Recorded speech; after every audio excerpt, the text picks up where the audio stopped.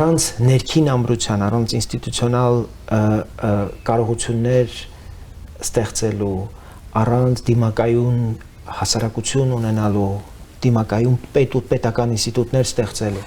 մենք այդ արտաքին սպառնալիքներին դիմակայելու շատ քիչ հնարավորություն կունենանք։ Ընդհանրապես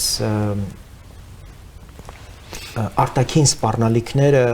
այնքան են, որքան մեր ներքին ուժերը թույլ են տալիս։ Որքան մենք թույլ ենք ներսից, այնքան արտաքին սպառնալիքները ավելի ուժգին են։ Եվ այս իմաստով նաև այս ընտրությունները եւ այս ընտրություններին այս պատրաստվելու շրջանը կարևոր է ցույց տալու, թե մենք որպես պետություն որքան ենք ուժեղ։ Եվ այս ընտրությունները